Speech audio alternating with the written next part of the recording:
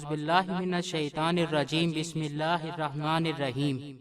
السلام علیکم دوستو، آج کی ویڈیو ایک فرمائشی ویڈیو ہے جو کہ ہمارے ایک معزز سبسکرائبر عمر ابن حسین کی فرمائش پر پیش کی جا رہی ہے۔ امید ہے آپ کو پسند آئے گی۔ دوستو، برکت کیا ہے؟ اسلام ہمیں بتاتا ہے کہ اگر ہم کوئی اچھا کام کریں گے تو اللہ تعالی ہماری ہر چیز میں برکت عطا فرمائے گا۔ تو آج ہم جانیں گے کہ برکت اصل میں ہے کیا۔ ہمارے اچھا کام کرنے کی وجہ سے اللہ جو ہماری ہر چیز میں برکت عطا فرمائے گا، اصل میں اس میں اللہ تعالی کی کیا مصلحت پوشیدہ ہے، اور کیا سائنس اس بارے میں براہ راست ہماری کوئی رہنمائی کرتی ہے یا نہیں؟ اگر ہاں تو کس طرح؟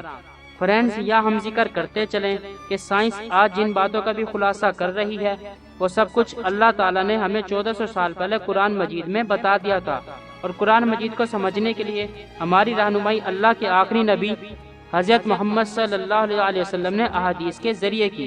دوستو، پہلے ہم برکت کو اسلام کی نظر سے سمجھیں گے، پھر جو نتیجہ اخذ کریں گے اس کو سائنس کی نظر سے پرکھیں گے۔ واللہ عالم، اللہ بہتر جاننے والا ہے۔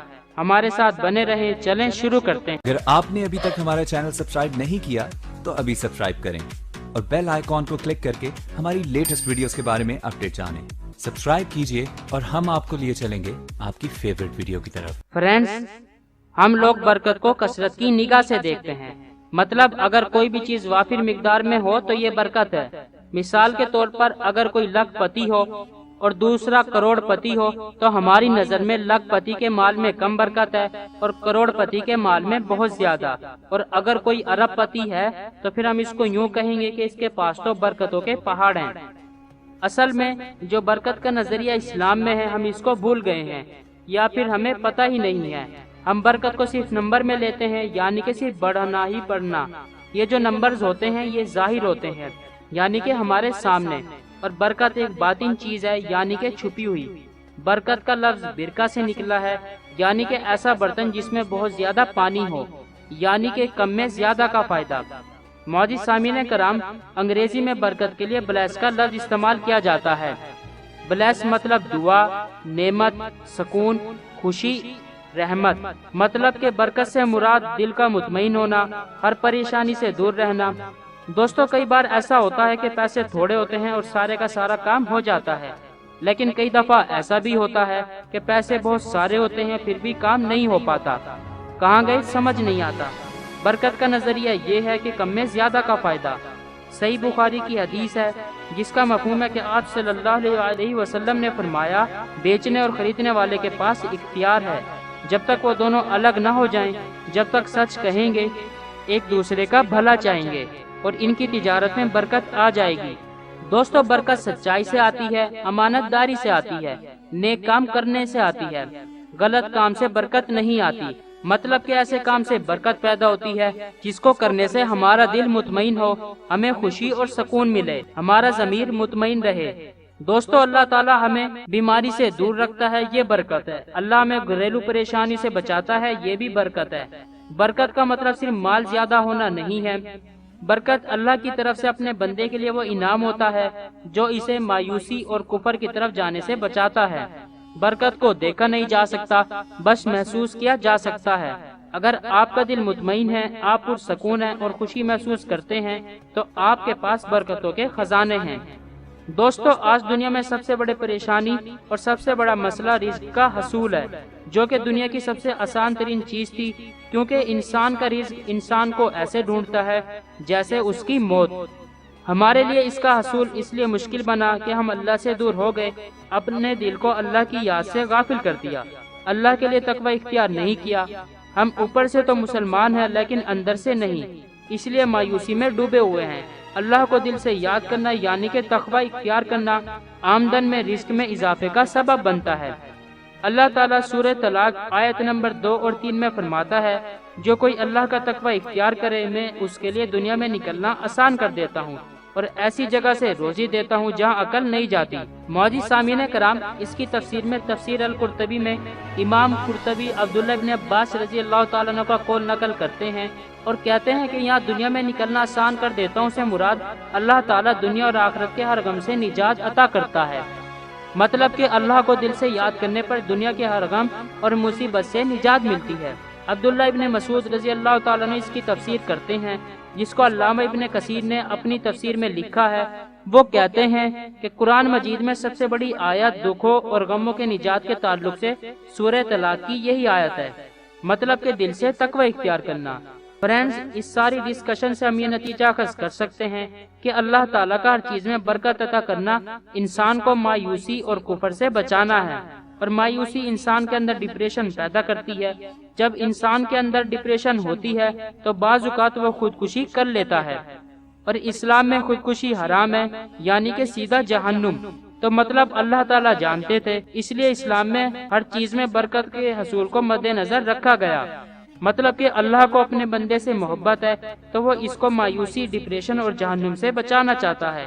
تو یہ پوائنٹ ہمیں جا کر ڈپریشن سے جوڑ دیتا ہے، یعنی کہ برکت کا اور ڈپریشن کا آپس میں گہرا تعلق ہے۔ جب ہمارے ہر کام میں اللہ تعالیٰ برکت عطا فرماتا ہے تو خوش اور پرسکون ہونے کی وجہ سے ہمارا دل اور دماغ بھی صحیح طریقے سے کام کرتے ہیں۔ تو چلیں فرینڈ، سائنس کی نظر سے دیکھ لیتے ہیں کہ ڈپریشن کیا ہے، اور مایوس ہونے کی وجہ سے، برکت سے دور ہونے کی وجہ سے یہ ہمارے اوپر کیا اثر کرتی ہے۔ اعداد و شمار کے مطابق دنیا میں ہر 20 میں سے ایک فرد ڈپریشن کا شکار ہے۔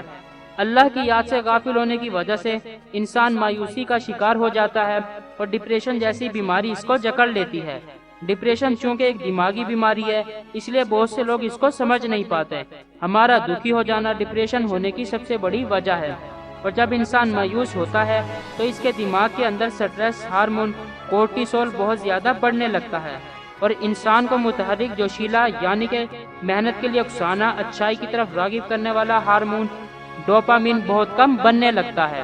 اور تیسرا ہارمون جو دماغ کے اندر خوش ہونے کے لیے تحریک پیدا کرتا ہے، یعنی کہ ہارمون سیروٹونین، بہت کم مقدار میں بننے لگتا ہے، اور ان سب سے دماغ میں نیورو کیمیکل میں بگاڑ پیدا ہو جاتا ہے، جس کی وجہ سے سٹریس بڑھنے لگتا ہے، خوشی اور راحت کا احساس بہت کم ہو جاتا ہے۔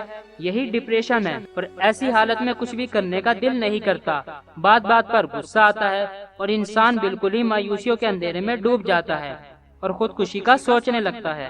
لیکن جب انسان کے دل اور دماغ پرسکون ہوتے ہیں، اس کا ضمیر مطمئن ہوتا ہے، تو دماغ میں کافی مقدار میں سیروٹونین ہارمون بننے لگتا ہے۔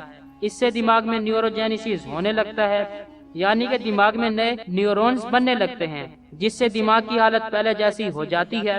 اور یہ سب تب ہوتا ہے جب انسان مایوس نہ ہو، پرسکون ہو، اس کا ضمیر مطمئن ہو، اور یہ سب تب ہوتا ہے جب زندگی میں برکت آ جاتی ہے، اور برکت اللہ کی یاد سے آتی ہے، نہ کہ اللہ کی یاد سے غافل ہو کر۔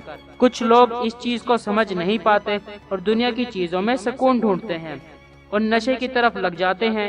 WHO کی رپورٹ کے مطابق 2015 میں تقریباً 7,88,000 لوگوں نے ڈپریشن کی وجہ سے خودکشی کر لی تھی، اور ڈپریشن دنیا میں سب سے بڑی وجہ ہے جس کی وجہ سے 15 سے 29 سال تک کے لوگ خودکشی کر لیتے ہیں۔ دوستو، کیا اسلام ہمیں ڈائریکٹ ڈپریشن سے بچنے کے لیے کوئی حل بتاتا ہے؟ تو اس کا جواب نکل کر پھر وہی آتا ہے کہ اللہ کو یاد کرنا، اس کا ہو جانا، یعنی کہ تسبیحات کا پڑھنا، قرآن مجید کا پڑھنا۔ اللہ تعالیٰ قرآن مجید میں ارشاد فرماتے ہیں کہ دلوں کا سکون صرف اللہ کے ذکر میں ہے۔ دوستو، میں ہوں آپ کا ہوسٹ دوست عظیم الظفر، اور آپ دیکھ رہے ہیں عظمی وائس۔